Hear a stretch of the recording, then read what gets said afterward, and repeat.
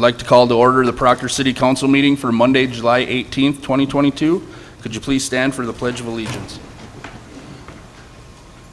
To the flag of the United States of America, and to the republic for which it stands, one nation, under God, indivisible, with liberty and justice for all. We'll perform roll call at this time. Councilor Benson. Present. Councilor Reuter. Present. Councilor Johnson. Present. Councilor DeWall. Present. Mayor Ward is also present. Please let the minutes reflect all others in attendance. Zach, Leslie, Chief Gaddis, Ted, Attorney Bray, Megan Jordan, and Administrator Rich is on the phone. Looking for a motion to approve the City Council meeting minutes from Tuesday, July 5th, 2022. I'll make that motion. Councilor Reuter made the motion. Is there a second? Second by Councilor Johnson. Any further discussion? Hearing none. All in favor say aye. Aye. Opposed? Motion passes. Looking for a motion to approve the agenda. I'll make a motion to approve the agenda. Is there a second? Support. Support by Councilor Benson. Any further discussion? Hearing none. All in favor say aye. Aye. Opposed?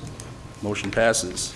At this time, we'll take comments and suggestions from the citizens present. The public comment period and suggestion period of this meeting is when the City Council offers a time for everyone in attendance or watching from home to address the City Council. Once we move on from public comment and suggestion period of the meeting, members of the public will no longer be allowed to address the City Council unless the mayor acknowledges you. As a general rule, the council will listen to all comments, but will not comment on or respond to any comments made by speakers.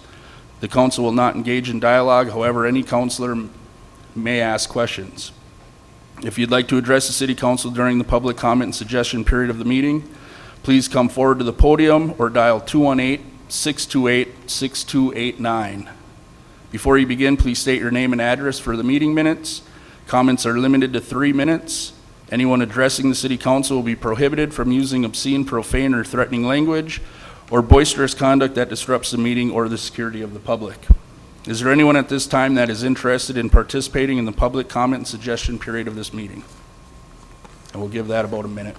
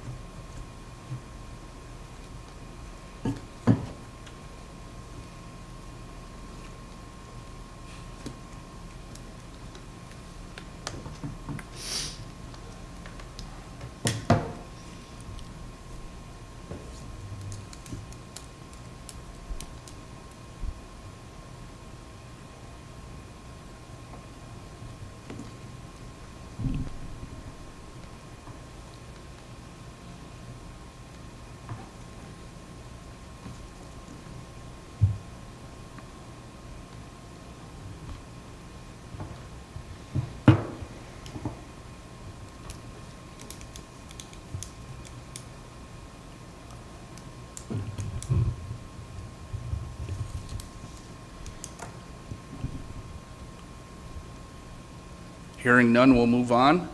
Looking for a motion to approve the consent agenda. So move. Councilor Johnson made the motion. Is there a second? Second. Second by Councilor Reuter. Any further discussion? Oh. Councilor Benson?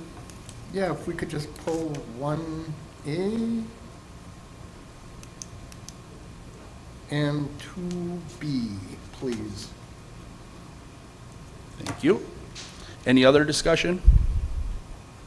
Hearing none, all in favor say aye. Aye. Oppose? Motion passes. That'll bring us to 1A, Communications, Q2 Budget Summary. Councilor Benson. Thank you, Mr. Mayor. I just wanted to publicly thank the Finance Director for once again providing us the financial highlights. It's much appreciated in a format that's easily understandable, so I certainly appreciate and thank you for providing this extra insight into the city's finances. Thank you. Any other discussion? Hearing none, we'll move on to 2B, Committee Reports, SEH Minutes, July 13th, 2022. Councilor Benson. It's a pretty simple request. Within the SEH minutes, They talked about the Dairy Queen sewer extension, and I would take it that's the old Dairy Queen, and it's in the same spot. And it's, what, home instead? No? Is that correct, Administrator Rich? That is correct, and I believe it is, excuse me, a stormwater, it's a stormwater extension to get rid of the water that is being pumped from their basement and sometimes overflows onto the sidewalk. Yes, thank you. Just wanted to make sure I was thinking of the same building, same parcel. Thank you. Thank you. Any other discussion? Hearing none, we'll move on to 3A, Clerk advises council. Playground for Everybody update. Administrator Rich.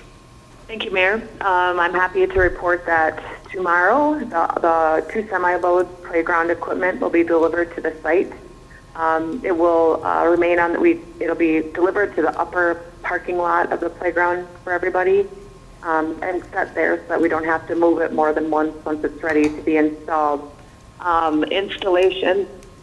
Installation is going to be happening probably around the end of August, beginning of September. And we will secure the equipment. It comes in crates and boxes. We'll secure it until then. Thank you. Does anyone have any questions regarding the Playground for Everybody? Hearing none, we'll move on to 3B, SRO Annual Report Update. Administrator Rich. Thank you. Just wanted to report that this report will be coming at the next City Council meeting, but they are working on it. I think we have it in front of us, but we Okay, can review it and then discuss it at the next meeting if you'd like. Very good. Sounds good. Brings us to 3C, Sand Salt Update. Administrator Rich. Thank you. We will be having a pre-construction conference next week. The project is moving along quickly, which we're all pleased with. We were expecting construction delays like everybody else is, but this project is manageable for Vite.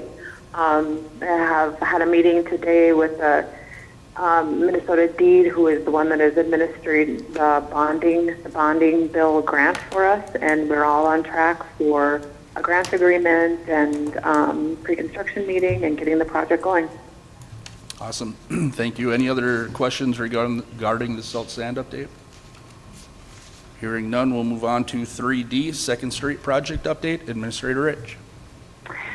I believe you had a pretty comprehensive report in your SEH minutes, but just some highlights of that is SEH is very close to coming up with their feasibility report, at which time it will be presented to the council. After council approves the feasibility report with the assessment numbers and the total project cost, then the assessment hearings and public meetings will be scheduled.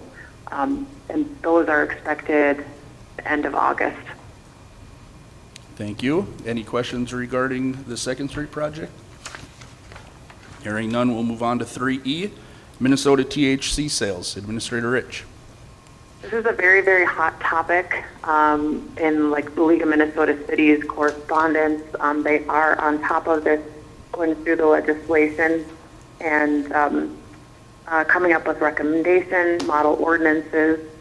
We've had conversations with Chief Gatis on this and what possible recommendations we could come up with for Proctor, and just wanted to let you know that we are on top of it and we're watching for the latest news as it trickles down to us.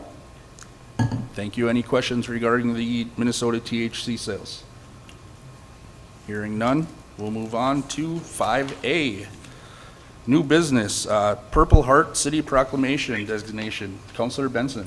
Thank you very much, Mr. Mayor. I was hoping, and John Marshall was planning on being here to help with the presentation. In your packet, you'll see a brief description about what it's about. Honoring veterans is nothing new to this council. In 2017, we received our yellow ribbon designation, and Purple Heart City is to honor military personnel wounded or killed. John Marshall, who's head of the Duluth Area Honor Guard and a Gulf War veteran himself, is quite aware of what Proctor does for Memorial Day and how we helped him with, or giving him an option for their Duluth Memorial Day Parade. So he happened to reach out and was hoping that Proctor, like Rice Lake, would also become a Purple Heart City. So with that, I move that we adopt the proclamation and become a Purple Heart City, and to recognize those veterans that have received a Purple Heart. Thank you. You heard the motion by Councilor Benson. Is there a second? I will second that. Any further discussion? Hearing none. Do we know Councilor Johnson? how many we're talking about here? The number of wounded, no. I don't think, very few people outside of the VA probably, and the Army knows. John Marshall did not provide any of that background.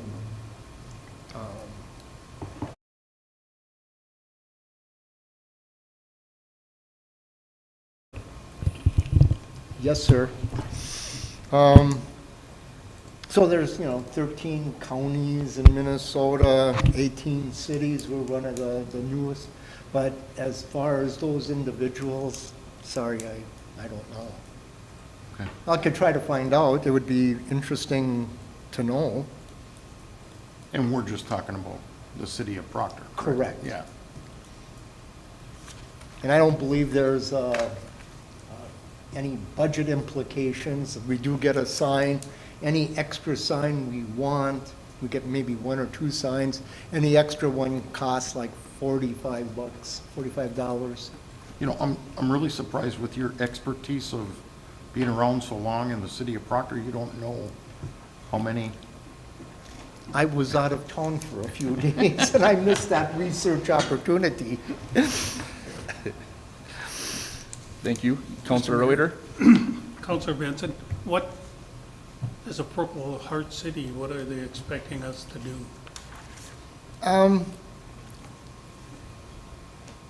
I don't think much other than designating us a Purple Heart City, perhaps integrating it with, the Military Kids Club and the Yellow Ribbon Memorial Day observance.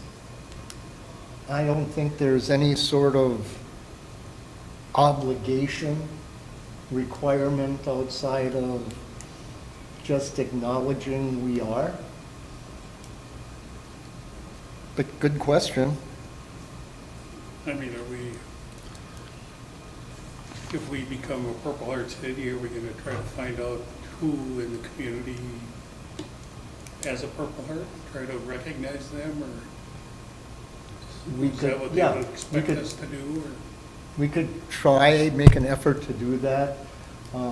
I'm not sure what are the limitations of releasing that sort of information, HIPAA laws, and, but we could certainly do that, and we could, table this until the next meeting. There's really no rush to do this, and try to get Mr. Marshall here and answer some of those questions. Yeah, it'd be nice to know if we do have anybody, I'm assuming we have people. Yes. Okay. Yeah, and I guess my question was the same as Councilor Reuter's. I was just at a Yellow Ribbon Committee meeting. Is this something that we need to set a committee up for? And I mean, they had a lot of designations, part of the Yellow Ribbon Committee that follows, they have city designations and they have Yep. school And designations. I was looking for that, do we have to set up a committee? Are there certain qualifications we have to meet? And I did not see any of that. Doesn't mean it's not there. And again, great question for Mr. Marshall. Unfortunately, he was in a car accident that totaled his vehicle, and there were some other problems out there. I'd be interested in knowing if we, are we recognizing people that are still alive that got Purple Hearts, or are we looking at everybody back, how far? Civil War or Second World War, or, I mean, we already know the ones we read on Memorial Day Yes. all got Purple Hearts. Anyway, I just No, those are- wondering what, you know, before we say we're gonna be one, it'd be nice to know what we are expected to do. And I'll be more than happy to table it until we get those questions answered. As will I. But at least the process has started, and we have to change the date, but So Counselor Benson rescinds his motion. I will rescind the second, and we'll table this for the next meeting or whenever Mr. Marshall can make his appearance. yes. Perfect. And we just put it on the next agenda if that would be acceptable, and Perfect. if there's a problem, we'll pull it. Sounds good. Administrator Rich, did you hear that? Okay. You got it, though. Perfect. That'll bring us, any other discussion on that? Hearing none, we'll move on to 5B, 2021 Financial Report.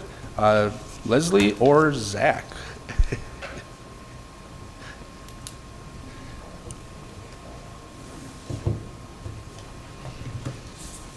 Check, check. All right, cool. All right, my name is Zach Sharp. I am from Whipfley, here to present the 2021 year-ended December 31st financial statement and auditing report. We thank City of Proctor for working with us again this year. Leslie here does great work, and we enjoy working with her. So it was a very, I would say, successful and great experience, as it has been for the last several years. I know there was some, in the financial world, there was some changes in your guys' systems this year. That's not always an easy thing to do and manage as an accounting system, especially getting things ready for an audit, but the new system was easy to use. That we were able to get remote access to stuff like that, and everything went very smooth. So we had a pleasure working with you guys this year.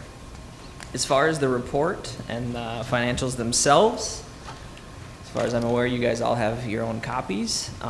So I will, and it's 70 or 80 pages. I'm not going to sit and read it to you. It's a very lengthy report. I will try to touch 15, 20 seconds on a few of the pages. But if you feel free at any time to step in and answer any questions, otherwise I'm just going to kind of keep going, but feel free to interrupt as you deem necessary. So we will start just on the first couple pages, obviously, are just a table of contents, just showing exactly what's in the report. Nothing too exciting there. One of the main pieces here on page 2 is the independent auditor's report. That's basically our report here, just kind of with a mild summary of what the audit is, who is in charge of what, why we have to do what we do. And it gives a couple of things to note there. You'll see halfway down the page there, it says qualified opinion or unmodified opinions. This is basically just saying that the report, this is a clean report, that we don't have issues with it. There's not items in it that are wrong, that the financial statements here present fairly as they are. And then the bottom of the page and the following pages are mostly just kind of narratives there saying, the responsibilities as us as auditors, responsibilities of management of the city, just a kind of some more narrative and general information there. If we move forward to the management discussion and analysis, this is probably more something that's easier to look at and understand. It's kind of probably, how many pages is it? 5 or 10 pages of, it's more of a summary, kind of a very high level look at the financials and finances themselves. It gives these first, on page 6, the financial highlights are just some kind of exactly what, as it states, financial highlights of the year. The ones that the city and you as the council would probably most be interested in are a couple of those bullet points, as the net position of the city increased by about 1.6 million this year. And then it kind of breaks down, 1.1 of that is the government type activities, that's your general funds, your debt service funds, things of that nature. And then the business activities, it increased by about 450,000. That's your utilities and golf and liquor funds, stuff like that. So that's just super high level. We'll get into the statements themselves for those individual funds, and you'll actually be able to see better breakdowns. But as I said, that's just very kind of a highlight there. Last bullet point on there, probably something you're interested in too. At the end of 2021, there was an unassigned fund balance in the general fund of about 1.7 million there or so. Let's see. That's an increase from last year. That's always good. I know you guys always like to see increases from year to year. That's increased about 49% actually as well. So that is good news. Kind of on page 7, government-wide and fund financial statements. The financial statements are kind of brought up into 2 parts.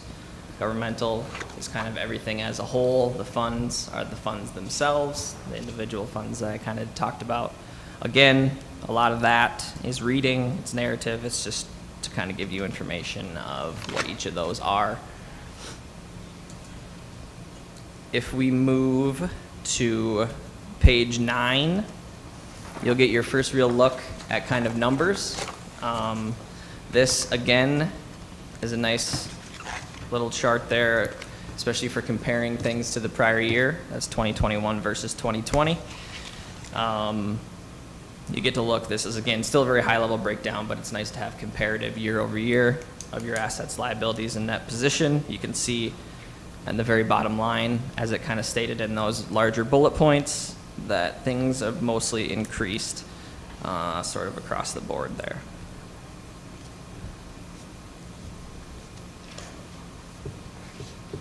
If we look at page 10, similar to the page before it, this one is probably more useful in breaking things down in revenue and expenses. Similarly, it's year over year, 21 versus 2020. You can see your breakdown of government versus business activities. Your total this year was closer to 10 million in revenue, as where last year was about 9. So about $1 million increase in revenue. Expenses were also up by a few $100,000 as well. But again, that's just kind of a breakdown. The page 11 is again governmental and proprietary fund breakdown with some of your high level numbers. Again, shows you increases kind of based year over year, and it gives you a few percentages there. One thing that's always good to note there on page 11 in the governmental funds first paragraph, that last line, it says of the total fund balance amount, about 1.2 or 23-ish% of unassigned fund balance is available for spending. That's kind of your available to spend fund balance there. It's not restricted in any way, assigned, committed to things that the money needs to be spent on.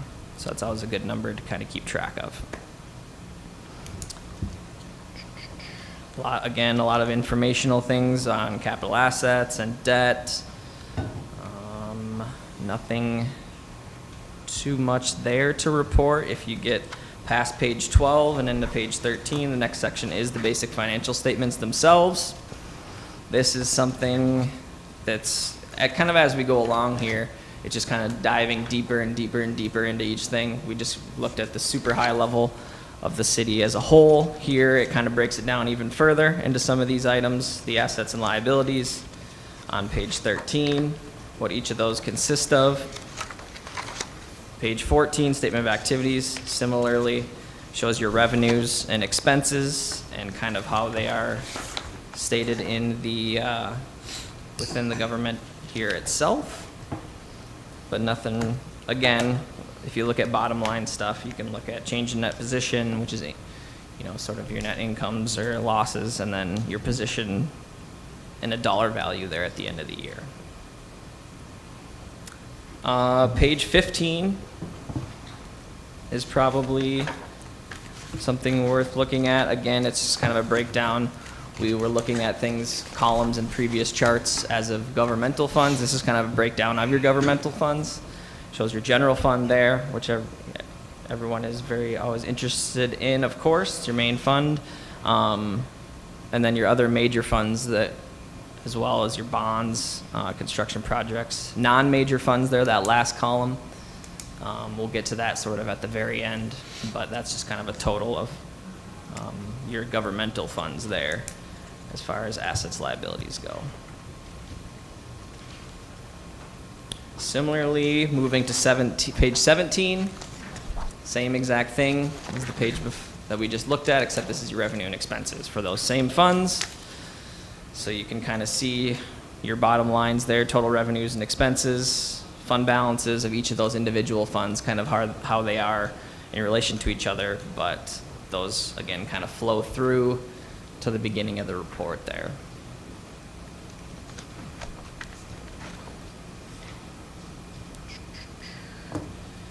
If we move to page 20,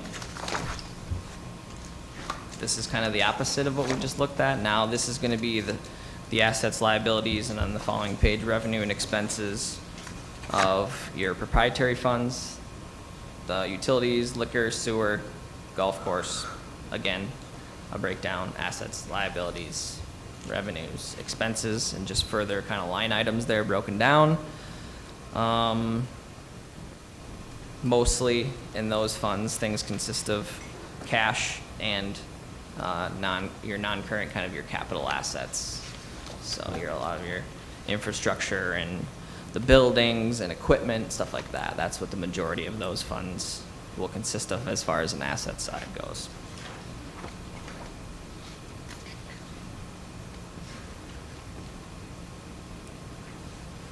Obviously, these are presented, these kind of, the net position and revenues are presented in more of a, obviously we follow the accounting standards. If you wanted to know how things are kind of sort of on a cash basis, you can see pages 23 and 24 for these funds. This will be showing, kind of your receipts, your payments. There's a couple other things. And if there's any financing, that's kind of a breakdown by fund of just of a different perspective, kind of more cash basis there rather than sort of the accounting world. If we move to pages 25 and 26, this is just a small chart showing your final fund that we haven't really discussed here, the custodial fund, that BDRHC fund. Not a lot of activity this year, just some interest income it looks like, so not a whole lot of change there.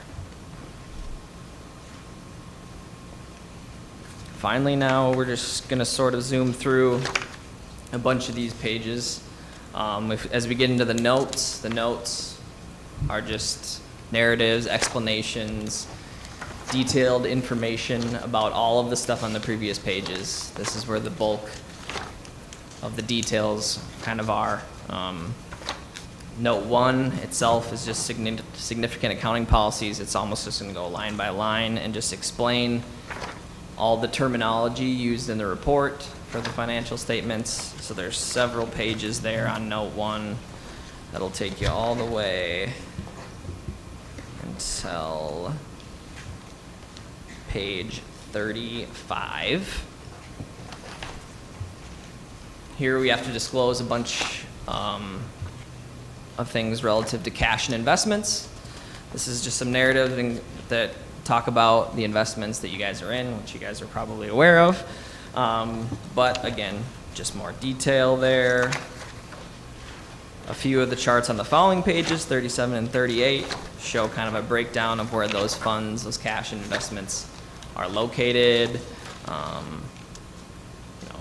in different investment pools, whether it's cash that you have, deposits in the bank, investments, just some sort of, again, further breakdown of your cash and investment line items. Nothing too exciting to report there. Moving to notes 3 and 4. Again, receivables are a line item on a lot of financial statement reports. This is just a further breakdown. There's different types of receivable, your taxes, assessments, notes, all that good stuff. Capital assets, again, breaking down year over year, a little bit broken down as to what those assets are. That's what note 4 is for. Note 5 is your debt. Same, breaking down your debt items into its individual, gives a little bit further explanation on what those are. Some of your bonds that you have issued here, when they mature, interest rates, all of that fun stuff.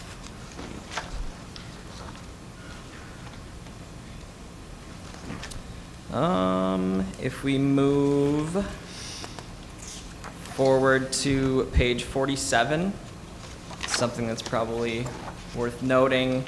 Again, I brought up earlier the number that is kind of your fund balance. It's sort of open for spending. Here are a bunch of items that are not. They're committed, assigned, or restricted in one way or another.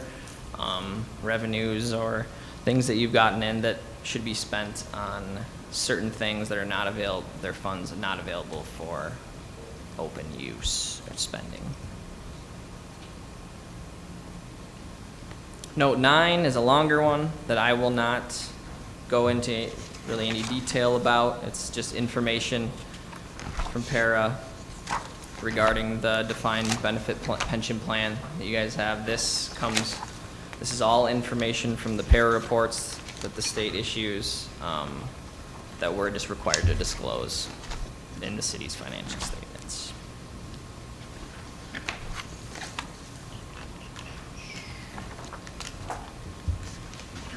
If we move to about page 59, the next kind of section here, getting down towards the end.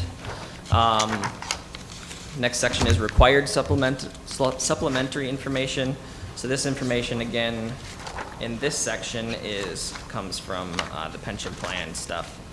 This is just required to be disclosed in the financials. It gives information about the pension plans that the city is involved in and any changes that have happened in the kind of actuarial assessment that they make.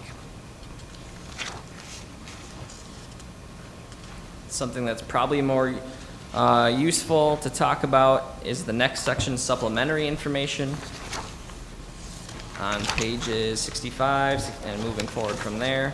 Again, as I said at the very beginning, there was kind of a column that said non-major funds. Obviously here that consists of a lot of different funds, all your special revenue, debt service funds that weren't considered major on that front page.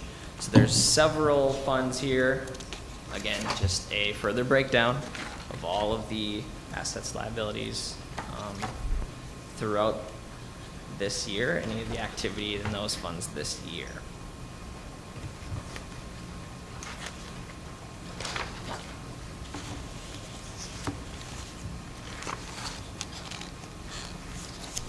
All right, and then kind of wrapping things up here, if we move to the final section, the other reports.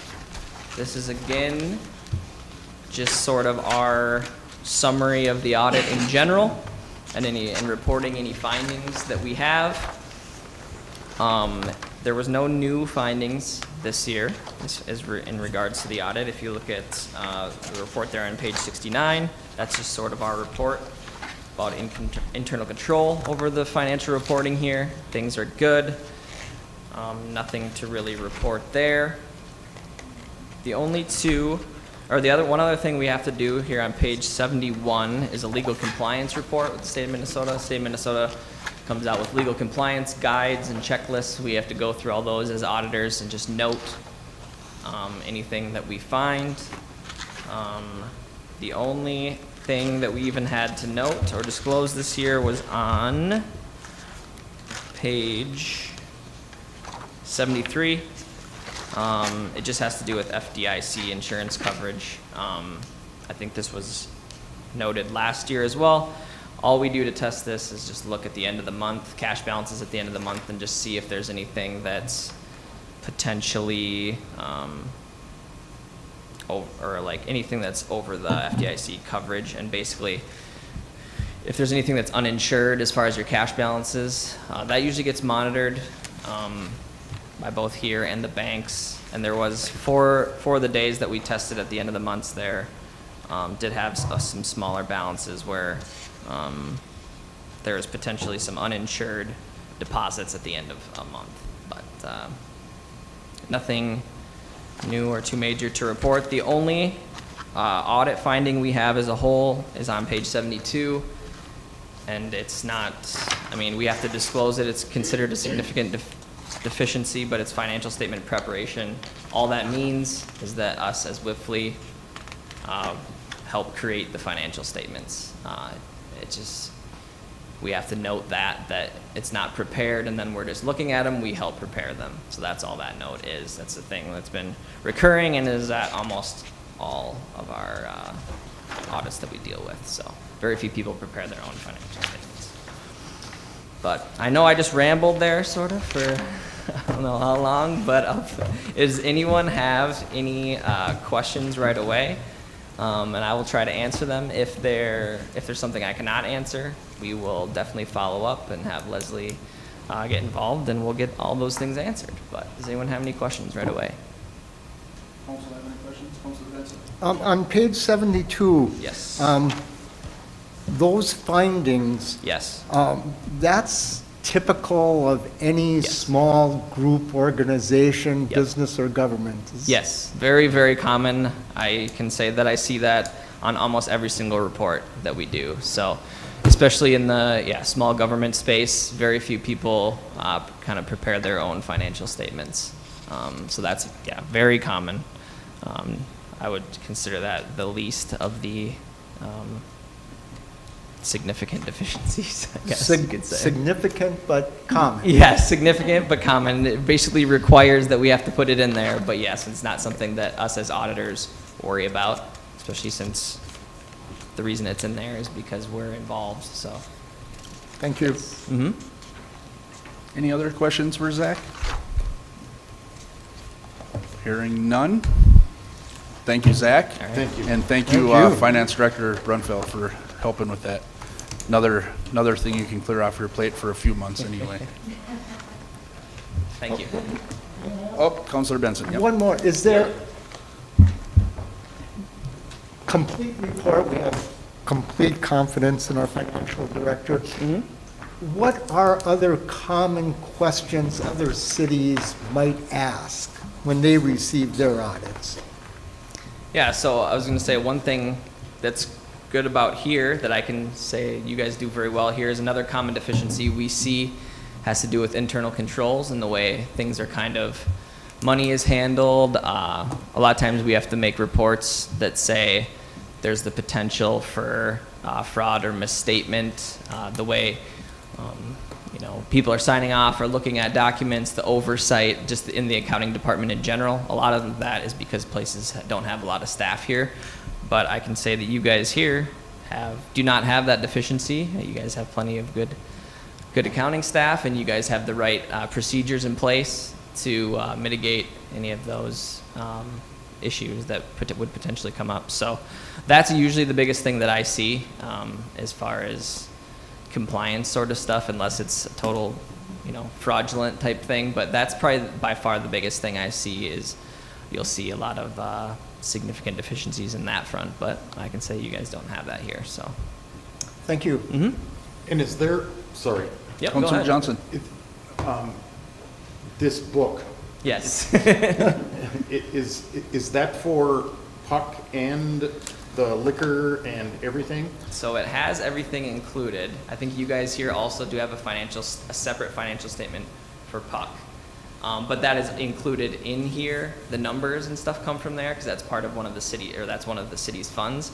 But the city, utilities does have their own financial statement as well. That'll be at a different meeting. But yes, all of that is included in here, and that's why one of the reasons why it's a book is because it starts out as a whole, and we kind of break it down further and further and further. And so you can see in some of those proprietary tables that you can look at the liquor fund in general, so for you guys to use internally, each of the different funds. So. And if there were problems with, or discrepancies with Puck or the liquor, we're looking at that You're too. So looking- that's included okay, in so yep. So that means everything was everything good. is cool. Yep, exactly. Thank you. Yep. Thank you. Any other questions for Zach? Hearing none, we'll entertain a motion to accept the 2021 financial report. I will move. Mr. Councilor Mayor. Benson made the motion. Is there a second? Second. Second by Councilor DeWall. Any further discussion? Hearing none, all in favor say aye. Aye. Oppose? Motion passes. Again, thank you both for showing up. Thank you. That'll bring us to 5C, Police Department, Memorandum of Understanding 2022. Administrator Rich. Thank you, Mayor. This has been a memo of understanding that has been approved by council, for the last several years, with the shortage of staff and positions moving either vacated or with retirements or medical leaves. Some officers have not been able to take their vacation time. So this is a memo of understanding lifting the accrual amount just until the end of the year. We're hoping that our staffing adjustments will alleviate this, but we are down to 5 officers working presently right now. I can't give you their exact numbers, and of course I wouldn't be able to at the meeting, but we expect significant accrual between now and until we can alleviate our staffing issues. Thank you. You heard the recommendation from Administrator Rich to approve the Memorandum of Understanding for the PD. Is there a motion to do so? I'll make that motion. Councilor Reuter made the motion. Is there a second? Second. Go ahead, sorry. Second by Councilor DeWall. Any further discussion? Hearing none. All in favor say aye. Aye. Oppose? Motion passes. That'll bring us to 5D, Police Department Hiring Recommendation. Administrator Rich. Again, thank you. Very much related to the MOU you just approved. We are down to 5 officers currently working right now. The latest hire did bring us up to 7 when people come back to work due to various leave issues. However, in this latest round of hiring, we did find another very viable candidate, which is unusual, has not been the case during this hiring process. So what we are looking for is approval to go up to an 8th officer to bring our force up to a staffing level where we can commit significant time to the resource officer, and then have a person that can help alleviate vacation and leave time too. Thank you. So you heard the recommendation from Administrator Rich to move the PD to 8 officers. Is there a motion to do so? I will make that motion for discussion. Is there a second? Second. Second by Councilor Reuter. Any discussion? So, Chief Gatus, when was the last time the police were at 7 officers? Were there issues with running the department at 7? Well, I'll go back to Councilor Roweter when he was city administrator. We kind of talked about this. The last time that I can remember that we were at full staff for any length of time was the late 90s to early 2000s. Even when we moved into this building, we were shorthanded. And I can't really remember a lengthy period of time where we had 7 officers working. If that answers your question. So for 20 years roughly, you've been. At least 2 decades, it Yeah. seems like we've been shorthanded.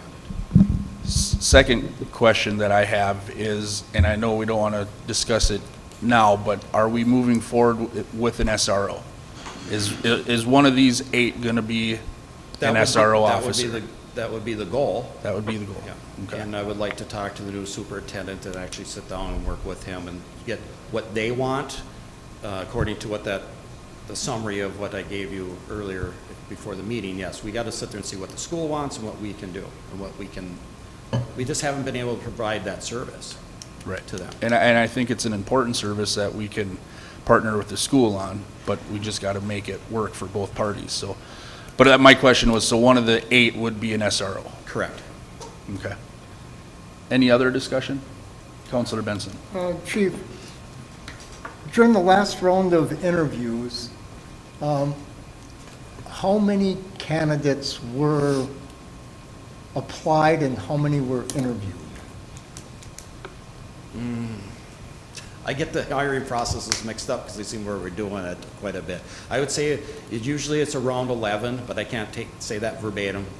You know, going into the final interviews, we had 3 good candidates that moved on to the second round of interviews, per se, and 1 dropped out. So we hired 1 that just started last week, and then we had this other candidate that's a viable candidate. So he's already been interviewed? Yes, he made it through the second round of interviews, and we're into the background process with him. Thank you. Okay. Any other discussion? Counselor DeWall? So would we be looking at a lateral transfer or a new hire transfer? This would be a new hire. This person does not have any experience. So that would leave our department at 4 and 4? So, looking at this in the future, if we had 8 officers, half of our department would have approximately 2 years or less of service time. So 4 vets and 4. 4 new hires? Yes. Within the last few years? Correct. And then what, if I may, Mr. Mayor, what happens if something fails under an SRO agreement? Well, there's always a possibility, unfortunately, of layoffs in any type of field, but I'd say, Counselor, like I say, our history has shown, my thing I say is hire 8, hopefully we have 7. We haven't been able to be at full staff for a long, long time. We get close. We had the 1 officer is 2 weeks away from field training, completing it, ends up resigning. So it's just like we're never there.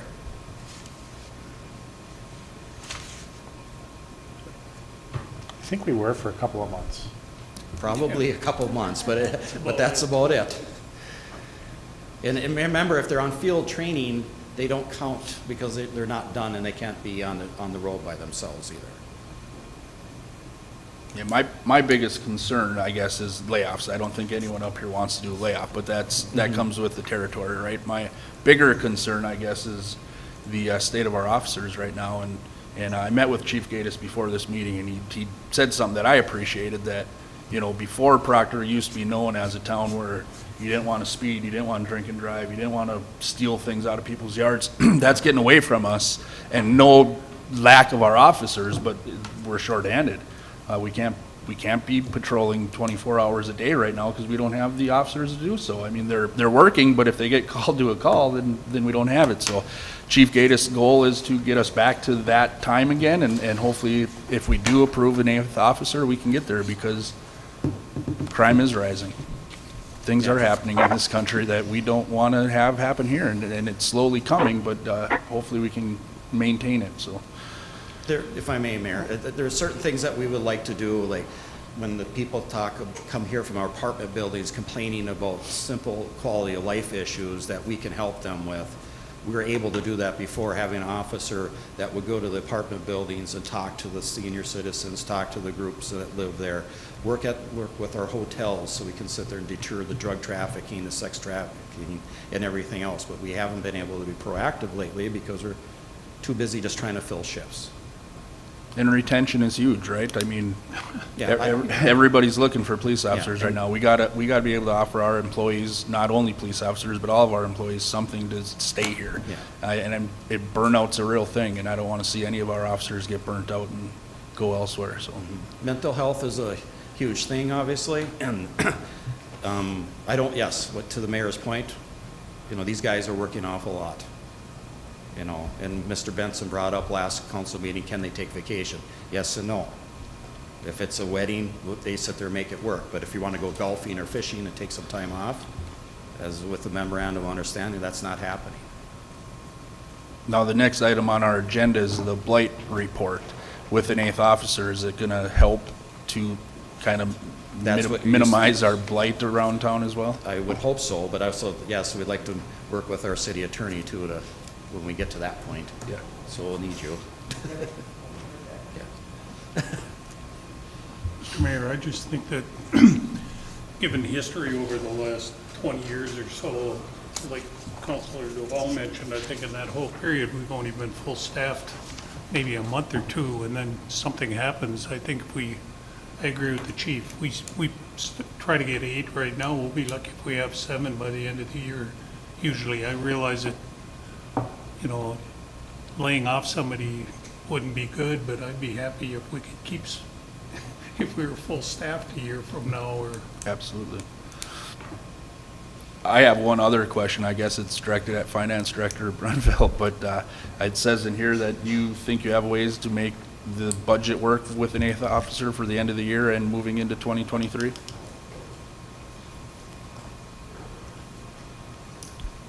I believe that we've done analysis on the overtime that we have, and we'll never eliminate overtime completely just because of the nature of working holidays and 24 hours a day, 7 days a week kind of thing, but we will be able to reduce it considerably with having that. I mean, if we were full-staffed at 7 all the time, and so really kind of having that 8th to, there's also been some additional information just recently about being able to recoup some of the health insurance benefits that we're paying to officers who are out on disability.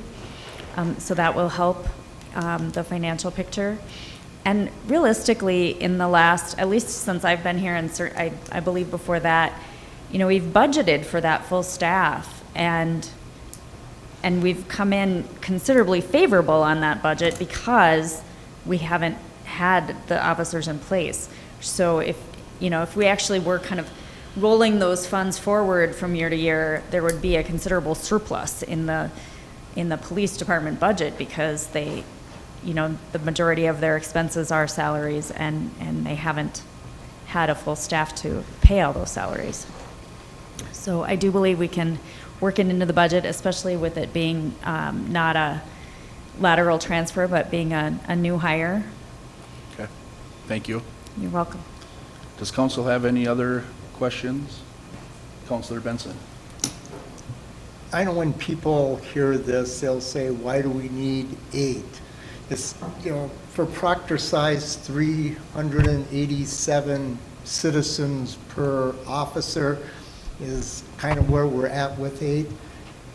Is that a standard number, or is 8 there because when you factor in investigations, time off, court appearances, everything that goes along with community policing, it just gets better at 8 than overtime and health and wellness? You basically answered my question, or Oh. your question. Yes, because it's just like, we are asked to do more than ever before. When I first started here in 1996, our call level was maybe just below 3,000. Now we're sometimes up to 6,000, 7,000 calls of service a year. But obviously, you have more officers. You have younger officers that are out there doing more.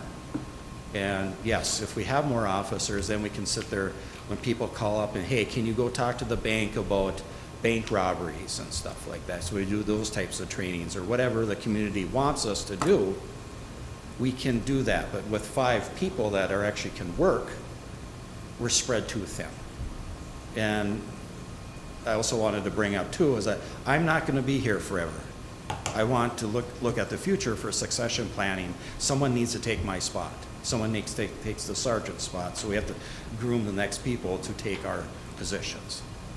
I would believe that this would help us to sit there and go, here, get some younger people that are involved in the SRO, wanting to be a sergeant, wanting to be a chief, if they want to sit there and do this, you know, but we have to look for the future too. And right now, it's kind of hard to look at the future with only 5 of us here that can work. Thank you. Any other? If I might add to that, if I might add to that police officer to citizen ratio or the size of your community, other factors such as your proximity to larger communities, higher crime rates. I mean, if you have a standalone city that's in the middle of a rural area, 3,000 people, that ratio might look a lot different than a smaller community located right next to a larger community. So those ratios can vary across the state according to specific situations, even geographical locations of each department. Thank you. Any other discussion? Hearing none, thank you. Looking for a motion to approve an 8th officer for the Proctor PD. What's that? Do I have a motion on? Oh, I'm sorry. Thank you. Thank you. Any other discussion then?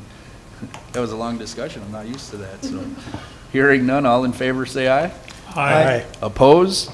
Motion passes. Thank you, Megan.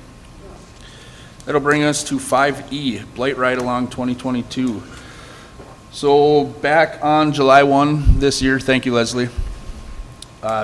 Chief Gaddis and I went around town, did our Blight Ride Along. You see the report in front of you.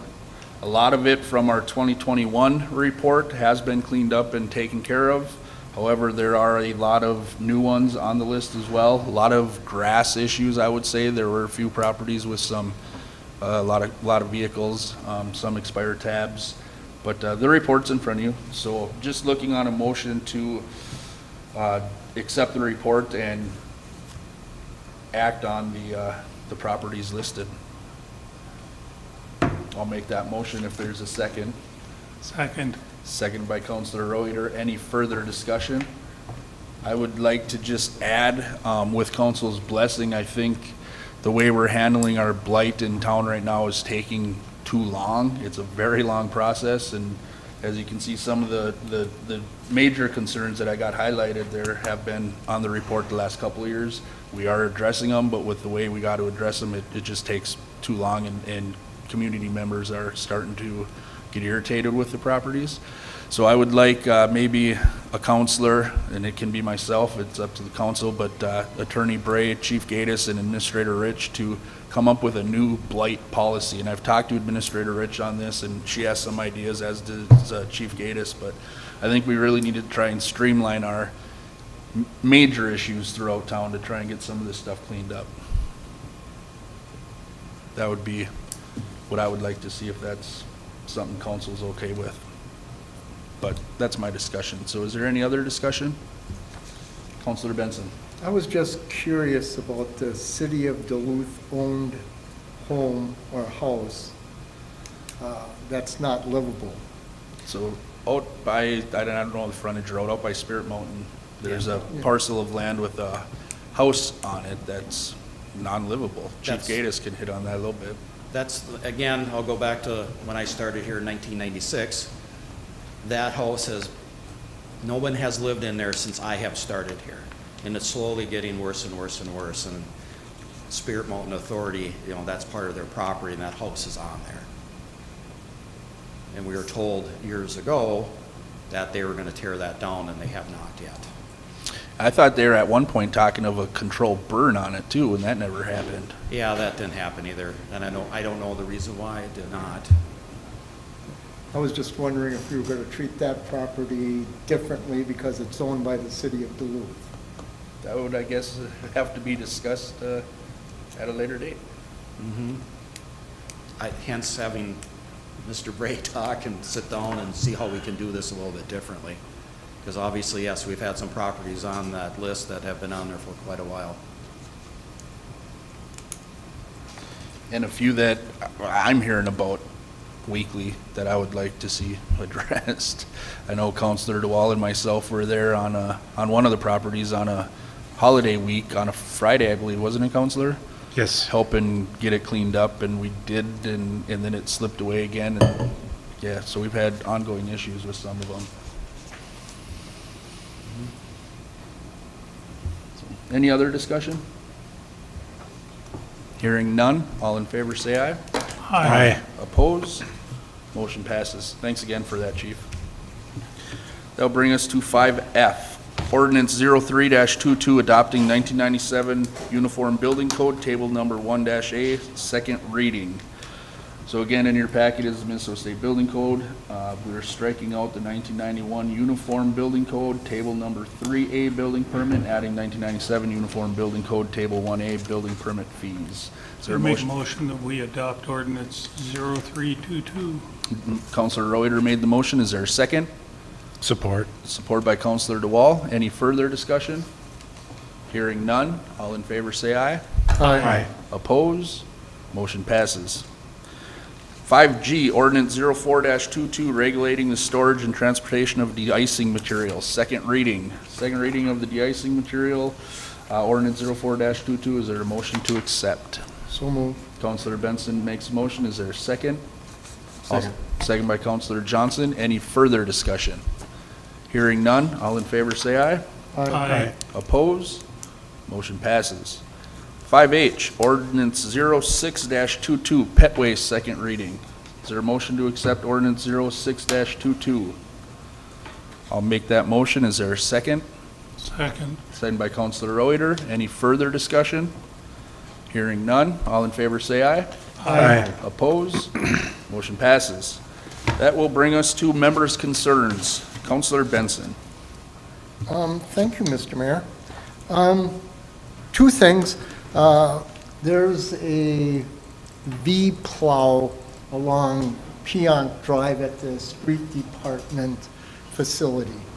And knowing that those fields, Agardal Fields, will probably getting a lot of publicity starting in mid-August, perhaps through the various fall seasons. I was just wondering if we could perhaps turn the V-plows in such a way where we could have it painted and put like City of Proctor Street Department, just to kind of tidy it up. Again, it's an image concern.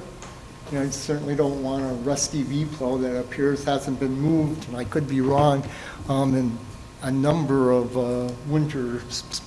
But yeah, just, you know, we got probably a month before cameras will start appearing down there, and it's just a nice, simple, I think, inexpensive way of at least improving our image. I like the idea. Thank you. And then the other item was I attended the school board's last meeting, and the new city administrator was mentioning about his first couple of days on the job, and he had mentioned that he met with City Administrator Rich. They had a good, lively, productive discussion. He very lightly mentioned a few projects that he said there should be common ground on, and the cost to the school was not that much. I'm not exactly sure which projects, but I know we have a few of them out there. I wasn't privy to their conversation, nor did he share a lot, but I thought it was quite encouraging to hear that in a public meeting. So those are my observations. Thank you, Counselor. Counselor DeWall. Nothing at this time. Thank you. Counselor Johnson. I'm good, thank you. Thank you. Counselor Reuter. I'd just like to remind everybody in the community again about the community picnic. It's this Thursday over at St. Rose. It goes from 4:30 to 6:30. Awesome, thank you. Free food. Thank you for that. I just have a couple things. I want to remind people that the Law Enforcement Golf Scramble is Wednesday, July 27th, starting at 11 a.m., I believe, Chief? At the Proctor Golf Course, so that should be a fun event. And the Proctor Fair starts next Wednesday, July 27th through July 31st. So a couple events happening in town here coming up. Attorney Bray? Nothing for you. Administrator Rich, did you have anything further? No, thank you. Thank you.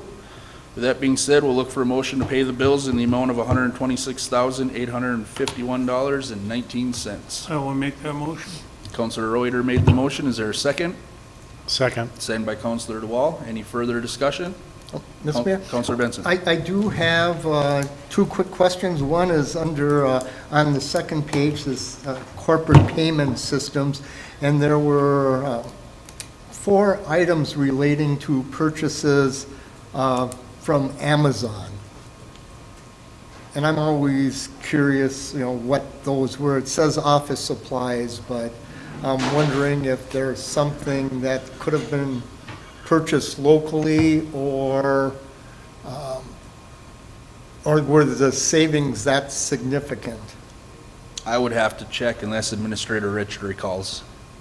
I do actually recall, those are purchases, those are usually electronic purchases, either cords or, as you can see, Ted is located in a different part of the room, and so there was some additional equipment that was needed for that. So those are items that we could, very specifically related to electronics. Yeah, because with office supplies, that's pretty generic. And then the other item was, I see that there was animal pickup from Animal Allies.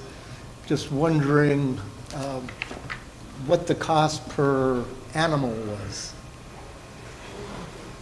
Chief Gatus.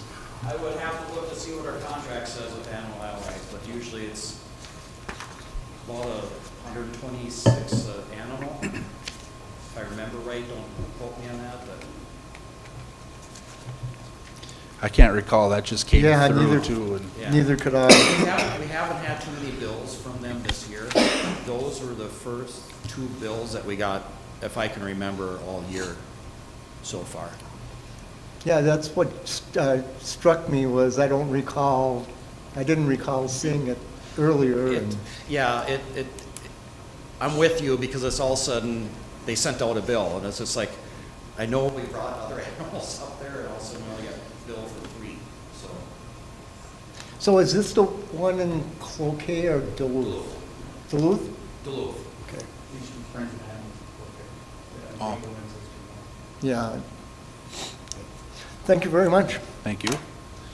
Any other discussion on the bills? Hearing none. All in favor say aye. Aye. Oppose? Motion passes. Looking for a motion to adjourn. Make a motion to adjourn. Councilor DeWall made the motion. Is there a second? I'll second that. Any further discussion? Hearing none. All in favor say aye. Aye. Oppose? Motion passes. Thank you.